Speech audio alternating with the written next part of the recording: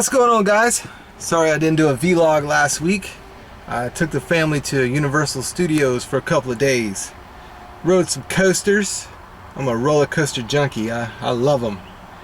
On this vlog I want to talk about saving money and investing in a Roth IRA or your company's 401k. Doing all three if you can. Because I know how hard you work out there, and I want you to have something to show for it when you come towards the end of your journey. You know, you guys work hard. You know, you got the cuts on your hands, the chapped butt from walking all day, dealing with mounds of trash, annoying people, going on call. Don't you want something to show for all this towards the end of your journey in your golden years? I want you to slide into your golden years with a umbrella drink in your hand, not a doggone crescent wrench. I mean, unless you love it, you know, you want to be pulling toilets at 65 years old, then keep going. There's no law saying you have to retire, but not me. I want to be sipping from a coconut, watching my grandkids dive into my pool while I smoke a cigar. So I'll give you a quick background on how I started my financial journey. I was 26 years old and I was doing maintenance. I'd been doing maintenance for 3 years at that time. And I was playing in a band as well. And the band I was in at that time played a gig down in Jupiter, Florida at Swamp Grass Willie's, little bar down there. And we made $600 that weekend, and we partied it all away. And but we thought about the gas to get back. We had a full tank of gas to get back to Tallahassee from Jupiter, Florida. And but we didn't think about the toll booths. And the toll booths at that time were $2 to get through. And we rolled up to the first toll booth, and none of us had any money. I didn't have a measly $2 to get home. And we had to sign the waiver and all that saying we'll send the check and all this, but I didn't have a measly $2, and I remember feeling so embarrassed and just depressed and dejected. And right then and there, that's where I said, I do not want to live like this anymore. And it was weird because when I got home, I never said anything to my parents about how I felt or what happened or anything. And it was really weird. They must have had an intuition or a gut feeling, because just out of the blue they said, hey, you ought to check out this guy named Dave Ramsey. He has a financial radio show. And I did. I started listening to Dave Ramsey, and I bought his book, The Total Money Makeover, and it just changed my financial life. My life did a 360. It was crazy. And got addicted to reading about, you know, finances and everything, and found out that all of the, you know, the money tricks and all, you know, I used to believe the news and the media and all that. Oh, big rich business owner, fat cat, greedy. But no, I found out, you know, that's bull. All the money tricks and stuff are available to us as well. But, you know, we have to read about it, you know. You have to put the phone down, stop watching Game of Thrones, and read a book every now and then. And you'll figure out that we get the money perks too. So I found that out. And another thing that I found out was that regular people can become multimillionaires as well. I was reading books like read The Millionaire Next Door. You'll read about regular people becoming multimillionaires, like me and you, maintenance man, you know, electrician, plumber, HVAC technician. And what's another book? The Automatic Millionaire by David Bach. I'll leave links to all these books in the description below, man, and they'll change the way you think. And you know, all this is really mental as well. It's 80% discipline, 20% head knowledge, piling money and investing and stuff. But The Automatic Millionaire by David Bach, I read about this couple that had both of them, the combined income of $56,000. And you know, this was in the mid-90s, $56,000, and they were multimillionaires. They had houses and cars and took lavish vacations.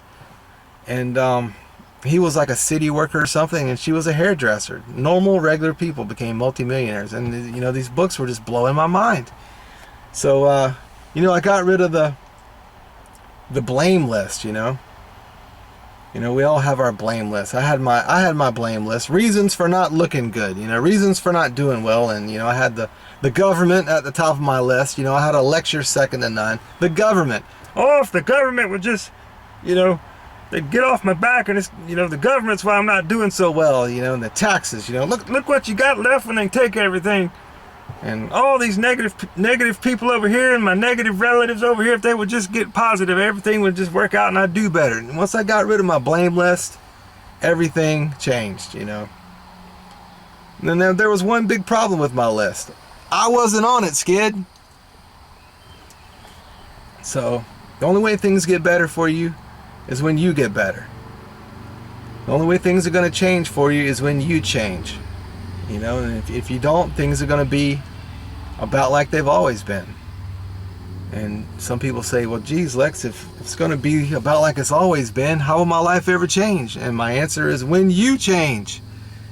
And I'm living proof of that, and it works. So that's what I want to pass on to you guys in this vlog. You know, start investing, especially if you're young. You know, invest. If your company has a 401k, invest in it. Do the max. And do the match as well, because that's free money. The match, your employer will match what you invest. That's free money. But if your employer doesn't have a 401k, which mine doesn't now, who I currently work for, do a Roth IRA.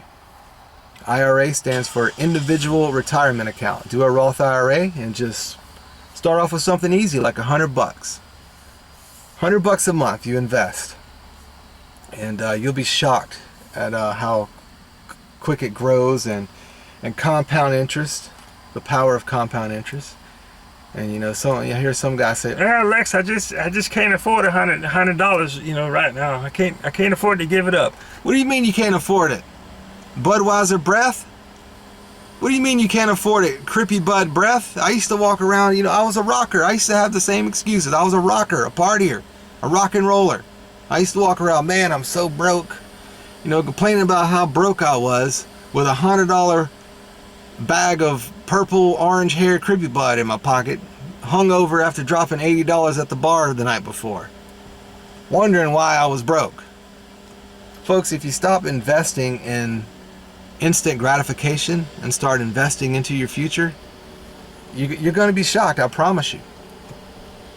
But you know, this stuff takes patience. You know, don't get 9 months into it and be like, "Oh, see, I'm not a millionaire, Lex. I knew that. I knew you were full of crap." No, this stuff takes years of disciplined saving and patience. You know, unless you own a business now. If you own a business and you're on that $100 an hour, you know, stuff, then that's steroids for your savings account. And there's a great book by MJ DeMarco called The Millionaire Fast Lane. It talks about owning a business and doing things like that. But just regular maintenance guys like you and I, regular workers, we can become multimillionaires too. But you have to want it, and you have to cut the lifestyle. You know, write down what you can live without. The instant gratification stuff you can live without, and do away with it, or at least cut back. You know, I'm not asking you to stop smoking cold turkey. You know, but do you have to smoke 7,000 packs a day?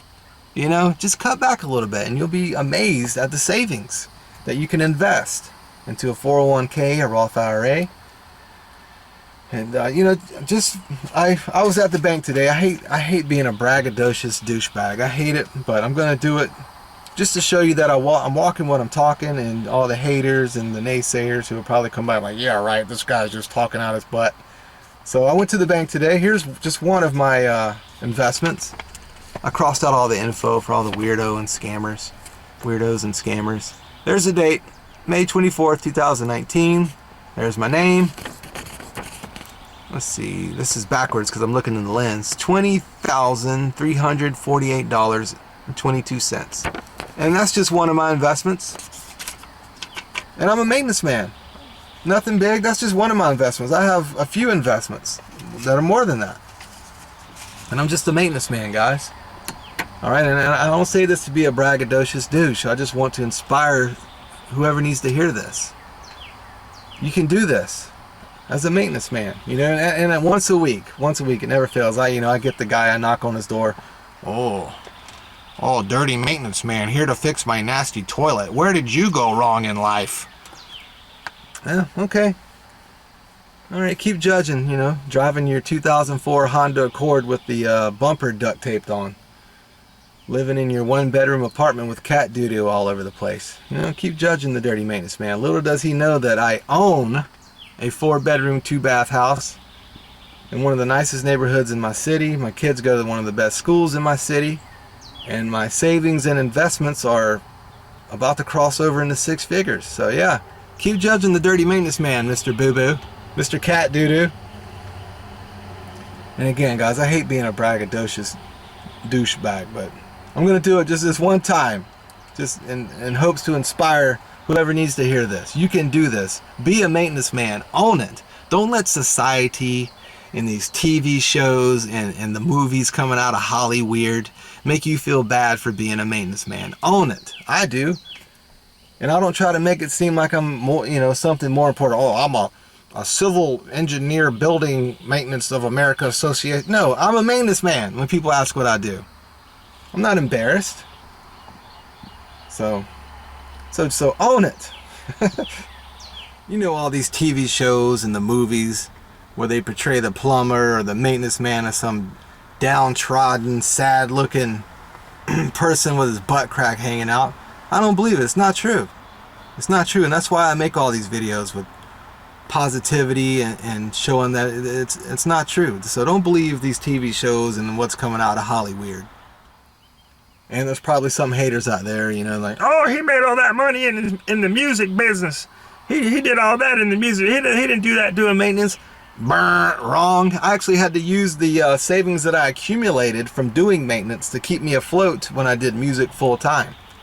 And this is a whole long story, but to make it short, we had a son, and we found out that daycare was going to be an arm and a leg. It was going to cost an arm and a leg, so I would have pretty much been working for free. So we decided that I stay home and play guitar for a little side money, and I had to live off the savings that I saved from doing maintenance from the year 2003, or no, sorry, 2007 is when I started to 2011. But it really got going in 2008. So I accumulated $30,000 from the year 2008 to 2011. It's crazy, man. What do you mean? You saved $30,000 during America's second Great Depression? Yeah, I sure did. I refused to participate in America's second Great Depression, and I saved $30,000. Remember that? While I'm, oh, America's melting.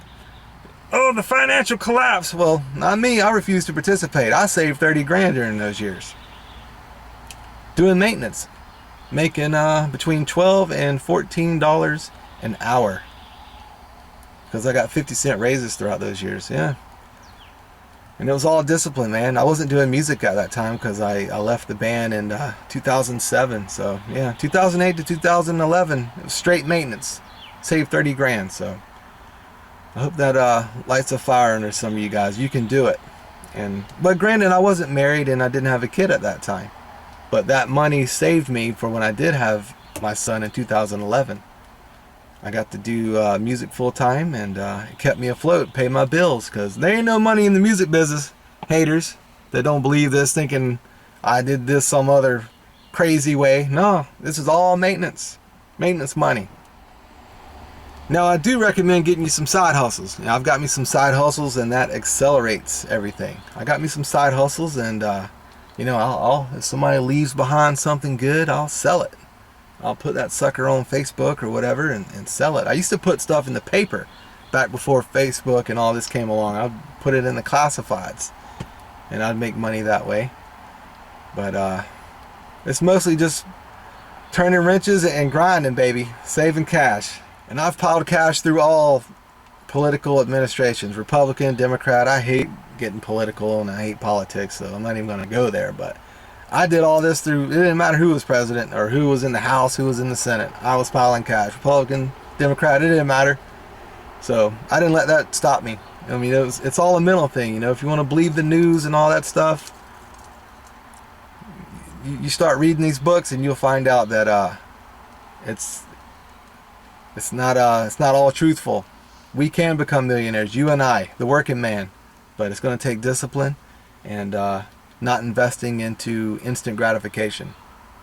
And in case some of you guys are wondering what I invest in, I invested with American funds, and one of them, the ticker symbol is AGTHX. You can type that in Google and see how it's doing. I believe that's Growth Fund of America, that one. It's like a growth stock mutual fund. And the other one I invested in is AIVSX. That's the ticker symbol. You can type that into Google and see how it's doing. And I'm not being paid to say this. I'm just, some people get curious. Hey, Lex, what do you invest in? That's who I invested with. And but a lot of the books that I read now, the hot one, a good one is Vanguard. I haven't invested with them yet. Vanguard, and it's the total stock market index fund. It's an index fund, low cost, low expense ratio, things like that. So, and Warren Buffett talks about that. That's when he dies. He said he wants to put a lot of his cash into the Vanguard total stock market fund. It's a tongue twister. So yeah, when the richest guy in America says something, I listen. So Vanguard, if y'all want to check that one out. But what you got to do is find a financial guy that can help you. And it's real easy nowadays with all the reviews and things like that. Check the guy out, make sure he's got good reviews. And if you get a bad feeling in your stomach, you feel slimy, like this guy's, just trying to take your money, rip you off, get out of there. Go find somebody good. Talk to friends, talk to people, and find a good financial guy, and he'll help you. That's what I did. And man, it helped out tremendously. Totally changed my life financially. Alright guys, I'm about to start rambling and close this out. I just want to mention that I'm going to leave an article in the description below to tell you how you can get started today. It's on my website. It's a blog post I wrote. How you can get started today with just $1. And by the end of the year, if you stick with it, by the end of the year, you're going to have over $1,300. And you can get started right now, today. Go pull up your couch cushion, find 4 quarters, get started right now. $1, and get you a little pile of cash going, $2,000, $3,000. Then you can start investing into a Roth IRA, and it'll just start snowballing. And also, I'm going to leave all the books that got me going, changed my life, in the description below. You don't have to go out and search and read all these trash fluff books that are just out to take your money. I'm going to leave you the meat and potato books in the description below. If you want to start your reading regimen, it'll change your life. And if you don't have time to read, I get it. I listen to audiobooks in my truck. I've turned my truck into a rolling university. Every morning when I drive to work and when I drive home, I'm listening to audiobooks. And I'll leave a link to that in the description below as well. And where you can get you 2 free audiobooks. Alright guys, I hope this inspired some of you to get started, especially you young guys, man. Get started early and you'll have you a massive pile by the time you're sliding into your golden years with your coconut drink, watching your grandkids dive into your swimming pool. Alright guys, see you on the next one. Late.